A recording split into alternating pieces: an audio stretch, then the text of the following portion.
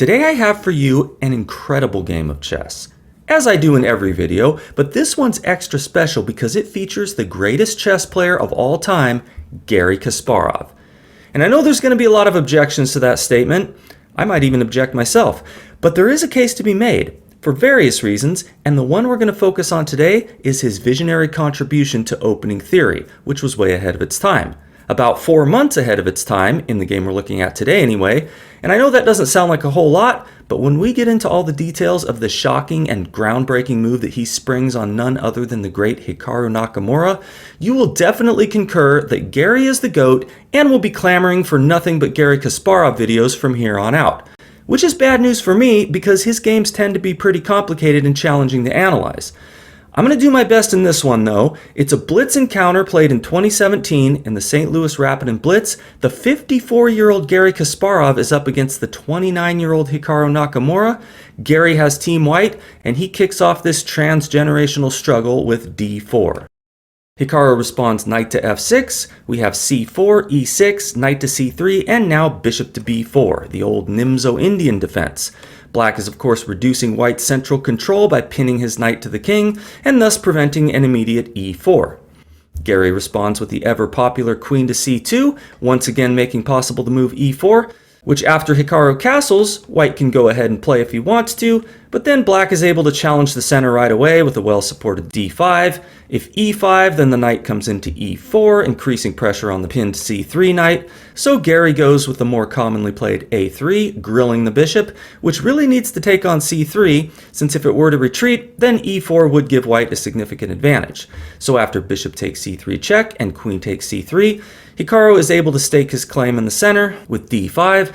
Garry continues knight to f3. Hikaru plays d takes c4, trading off his most central pawn right away, not something you typically want to do without good reason, but he's got a good reason here, since after queen takes c4 and b6, Black now has the prospect of playing bishop to a6 with an attack on the White queen, and this is kind of a nice diagonal for the bishop, since if White ever pushes his e-pawn, then he can take the bishop on f1, depriving White the ability to castle on the king side. Now this position has been reached many times by many elite players going all the way back to the 1920s, and over the years the general consensus has developed that White's most promising move is bishop to g5, after which play will often proceed with something like bishop to a6 hitting the queen, queen to a4 hitting the bishop, and so tying the knight on b8 down to its defense. Black can challenge the queen's position with queen to d7, when sometimes the queens will come off the board, or sometimes White will play queen to c2. Either way, the position's pretty much equal. Garry does not go down this well-traveled theoretical road, however, in the game, where after this move b6, he takes a shocking detour with a brand new AlphaZero style move h4. Never been seen in this position before, that I could find any record of anyway, though this early push of the h-pawn has been described as being Garry Kasparov's signature move, as he has been known to play it in similar positions. And this is a striking example of just what a visionary genius he was, and still is. Now, ever since the groundbreaking computer program AlphaZero came on the scene and demonstrated just how powerful these early h-pawn pushes can be, it's become standard procedure and now everybody's doing it. But this game was played several months before AlphaZero made its big debut in late 2017, so at this point, as far as anybody knows, this is just a quirky pet move of Garry Kasparov's, maybe a bit dangerous, but not necessarily one of the most revolutionary opening weapons of our time, as AlphaZero would soon demonstrate it to be. But Hikaru's about to realize just how difficult this move can be to deal with. He plays pretty well for a few moves, starting with c5, following the general principle that when your opponent starts attacking on the wing, it's often good to counter in the center. And this is a pawn sacrifice, as that pawn is attacked twice and only defended once. Garry captures on c5, at which point Hikaru should really play bishop to b7. Now this was not played in the game, but it's probably best, and the reason is that after h5, you don't want the pawn getting to h6, so you play h6 yourself, and then if White tries to press the issue with g4, just going full caveman looking to shred apart Black's kingside with g5 next, here Black can defend with knight to e4, defended by the bishop, ready to meet g5 with knight takes g5. Now if knight takes knight, then White is losing his rook, that's no good. You could try bishop takes g5, h takes g5, and then h6, but after queen to f6, White's attack has just kind of fizzled out. He can take on g7, but after king takes g7, now what? His knight's still pinned. Black's all set to contest the h-file with rook to h8. He's not getting checkmated, and the position is more or less equal. What's played in the game is not the best move bishop to b7, but rather the highly dubious b takes c5. Hikaru is undoubtedly hoping that Garry will accept the sacrificed pawn with queen takes c5, after which he can jump ahead in development by playing knight b to d7 with an attack on the white queen, giving him ample compensation for the lost pawn. But he should really know better than that. Kasparov is one of the greatest attacking geniuses who has ever lived, and as such, he's got no interest in a measly pawn when he can play h5, which has now become quite problematic for black, since after Hikaru's h6, preventing white from playing h6, and g4, how are you stopping g5? There's not a great way to do it. Hikaru tries queen to d5, hoping to get the queens off the board, generally a good idea when you're weathering a pawn storm on your castled king, but what he may not realize is that after queen takes d5, played by Garry, and knight takes d5, which is a bit surprising, e takes d5 would have been better since now black has this weak isolated pawn on c5. Here, Garry's response, g5, is now a totally winning move for white, despite the trade of queens. How could this be? Well, after h takes g5 and bishop takes g5, h6 is still a big threat. For example, if Hikaru were to continue with something like knight to c6, then after h6, black's got a dilemma. He doesn't really want to take on h6 because then bishop takes h6 comes with an attack on his rook while opening the g and h files to his king. Then white can castle queenside, get his other rook involved in the attack. That's not going to be a fairy tale ending. You could just ignore the pawn on h6, but then white can capture on g7, and you're kind of in a similar situation. You can't even immediately recapture with the king, or else bishop to h6 check wins the exchange. If you try to bypass the pawn with g6, well then there's h7 check, king to h8, and then e4, attacking the knight on d5, which may not move, else bishop to f6 will be check and mate.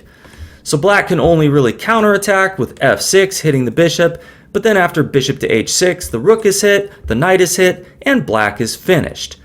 So just a little sampler for you to show just how fast black can potentially go down in flames here. Hikaru's of course going to put up more resistance than that though. In the game, where after bishop to g5, he finds the best move in the position, f6, attacking Garry's bishop, which he now drops back to d2. Now Hikaru is able to proceed with his development with knight to c6 without running into an immediate disaster, although the engine is still saying that h6 is winning for white. This wasn't played in the game, since after rook to f7, black has much better chances than in the line we just looked at, since now h takes g7 can be met with rook takes g7, shielding the king on the g-file. Black is still losing though after rook to c1 going after the c-pawn, which black has no way to save. And the engine is giving almost 2 pawns in white's favor, for reasons that are not super obvious to me, so we're just going to move on to what was played in the game, where after knight to c6, Garry does not play h6, but rather an immediate rook to c1.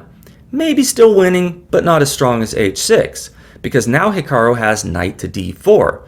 Now he's not saving his pawn on c5, which Garry now captures, but he does now have the opportunity to significantly increase his chances of survival with a move that he does not play, which is knight to b3, forking rook and bishop. And so after the engine's recommended line, rook to c2, knight takes bishop, knight takes d2, and bishop to a6, now h6 has lost a lot of its sting and is therefore no longer black's best move. Since after rook f to c8, forcing the trade of rooks, white is no longer going to have enough firepower to support a decisive attack on the black king.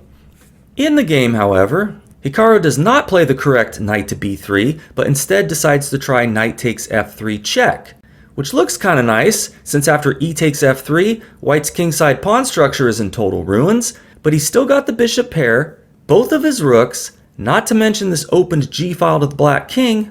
Hikaru doesn't seem too concerned though, he just continues with his development, playing bishop to d7. Once again, h6 is very strong and totally winning, but Garry goes for rook to h4. A move that I would think is meant to prevent black from seizing control of the c-file, when rook f to c8 can now be met with rook to c4. What Hikaru plays is rook f to b8, attacking the pawn on b2, which Garry now pushes to b4. We have a6, preparing Hikaru's next move, which after rook to d4 is bishop to b5, offering a trade of bishops. Garry says thanks, but no thanks. I think I'll put my bishop on g2, where it'll be cutting through the center of the board after I play f4. A move that Hikaru would surely love to now prevent if it were possible. Unfortunately, e5 is not working as it drops the knight on d5. So we have rook to e8, so that after Garry plays f4, which threatens the move f5, undermining the defense of the knight on d5, still pinned to the rook, Hikaru can now play f5, when bishop takes d5 can be met with e takes d5 check, meaning that white will not be winning a second pawn. He's got to get out of check, and then black can defend d5, maybe with bishop to c4. So Garry doesn't take on d5, and instead plays bishop to f3, which looks a bit mysterious. Better would have been bishop to e3, blocking that e-file, threatening to take the knight on d5 next. Knight takes e3 would of course lose to bishop takes rook on a8. Hikaru now responds with a less than ideal move of his own, king to h7, which doesn't seem to accomplish a whole lot. Maybe he's hoping to eventually win the pawn on h5 with his king. Now again, what Garry needs to play is bishop to e3, blocking the file to his king, planning bishop takes d5 next. When e takes d5 will not be coming with check, he can win that second pawn and then the game. But he comes up with a different plan, an inferior plan with bishop to c3. And after rook to e7 from Hikaru and king to d2, now he's all set to take on d5. Only problem here is that after rook to d8 and the ensuing trade down on d5, now initiated by Garry with bishop takes d5, e takes d5, rook d takes d5, rook takes d5 check, and rook takes d5, Hikaru now has his choice of two equalizing moves. One of them is rook to e2 check, looking to pick up the pawn on f2 next. Not surprising Hikaru didn't go for this line though, since after king to d1, rook takes f2, and rook takes f5, he's now down two pawns with a pawn on g7 that's looking very vulnerable and which can be targeted very quickly by both white's bishop and rook. The engine's calling this a draw though, for whatever ridiculous reason. I don't think any healthy human's going to want this position as black, so what's played in the game is the much more sensible looking rook to d7, pinning white's rook to his king and so forcing the trade of rooks. Now if Garry had played the move bishop to e3 instead of bishop to c3, with his king still sitting on e1, then he could simply move the rook. I mean, here he could just take on f5 with the winning position, but because of this pin to the king, he's got nothing better than rook takes d7 when after bishop takes d7. Despite the fact that Garry has two extra pawns, the position is nevertheless a dead draw, as is so often the case in these opposite colored bishop endings. Having said that, Hikaru is going to have to be extremely careful and play with absolute precision if he is to survive. Garry continues king to e3, we have g6, looking to trade off the weak pawn, to which Garry responds h6, a very nice move, allowing Hikaru to win a pawn with king takes h6, but now his king is further from the center of the board than it would have been if Garry had captured on g6 and Hikaru had played king takes g6. So with Hikaru's king now sitting way over here in no man's land, Garry now charges towards the queen side with king to d4, where he will be creating a passed pawn. It's all very scary for Team Black, but Hikaru does still have the draw if he finds the correct move, and there's only one. Pause the video if you'd like to try and spot it. What Black needs to play is king to g7. He's got to get his king over to the queen side, since that's where white's creating the passed pawn. And his bishop alone is not going to be able to provide adequate defense against this promotion without some help from his king. What Hikaru plays is the very unfortunate king to h5. He's thinking he can hold the position by going after white's kingside pawns, but that just doesn't quite work out. After king to c5, king to g4 attacking f4, bishop to d2 defending, king to f3 attacking f2, when Garry correctly deduces that there is no need to defend the pawn on f2 and goes ahead with king to b6 attacking a6. Hikaru defends with bishop to b5, and how do you make progress now as white?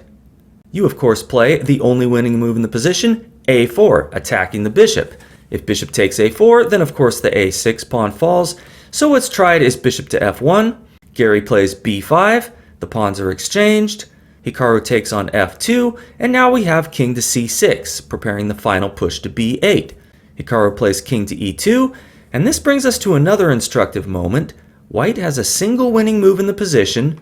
Pause the video if you want to try to spot it. The only way to win, now played by Garry, is bishop to c1. And the reason is that if white were to move his bishop anywhere else, then black could play king to e3, when white could only defend the f4 pawn from this diagonal with his bishop. Black could then put his king on g4, push his pawn to g5, trade it for white's f pawn, sacrifice his bishop for white's b pawn, and then draw the game due to white's insufficient material. But here, with the bishop on c1, it's a different story. Black's never going to get away with playing g5 as long as white's bishop and pawn are hitting that square. So Hikaru attacks the bishop with king to d1, but now Garry has bishop to a3. Hikaru now heads back towards the f-pawn with king to d2, but after bishop to e7, the great Hikaru Nakamura resigns the game, seeing that king to e3 can now be met with bishop to g5, and there will be no further trade of pawns. After pushing his b-pawn and forcing Hikaru to sacrifice his bishop for it, Garry's going to bring his king over to the king side, gobble up both of black's pawns, push his last remaining pawn, and then win the game. So how's about that? The aging ex-world champion taking down the young powerhouse of Blitz himself, Hikaru Nakamura. If Garry can do such a thing at age 54, I think it's pretty clear that if he were still competing today in his prime, he would be very close to the top of every rating chart, maybe even still in the #1 spot. So if you're a Garry Kasparov fan, I want to hear from you in the comments. Of course, I want to hear from everyone in the comments. Don't hesitate to subscribe to the channel if you enjoyed the content. Feel free to leave a like, feel free in general, and I will see you next time.